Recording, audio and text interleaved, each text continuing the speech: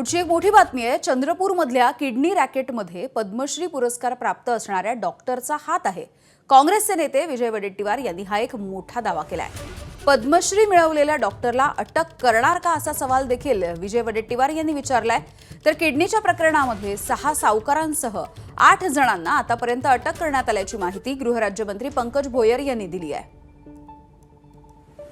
खाजगी सावकाराकडून घेतलेल्या कर्जाच्या परतफेडीसाठी 19 शेतकऱ्यांनी किडन्या विकल्या असल्याची माहिती गृह विभागानेच दिली आहे। विशेष म्हणजे काय सांगू आपल्याला, तामिळनाडू दिल्ली हे दोनही डॉक्टर, त्या डॉक्टरला तर दिल्लीच्या डॉक्टरला हात लावू शकत नाही, कोणी लावू शकत नाही, कारण त्यांना पद्मश्री पुरस्काराने गौरवला आहे। दिल्लीच्या डॉक्टरला पद्मश्री पुरस्कार दिलाय, कदाचित माहिती नसेल, किती गंभीर विषय आहे। आपण ही गोष्ट खरी आहे की सर्वात पहिले हे प्रकरण पुढे आणण्याकरता आपण पुढाकार घेतला, परंतु आपण सभागृहाचे ज्येष्ठ सदस्य आहेत।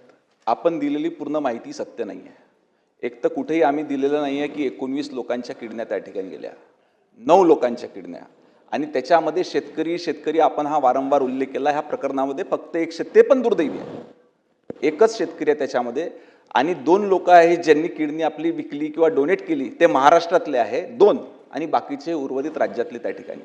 दुसरा प्रश्न आपण जो सांगितला की संबंधित डॉक्टर जो किडनीची सर्जरी हा पूर्ण देशभर करतो, कुठल्याही देशामध्ये किडनी काढायची असेल तर त्याला बोलून त्या हॉस्पिटलमध्ये पॉप्युलर डॉक्टर आहे तो, त्याला पद्मश्री असो का कुठले असो, तो सापडल्यावर निश्चितपणे त्याच्यावर कारवाई करण्यात येईल, हे आपल्याला सरकारच्या वतीने त्या ठिकाणी सांगतो। एबीपी माझा, उघडा डोळे बघा नीट।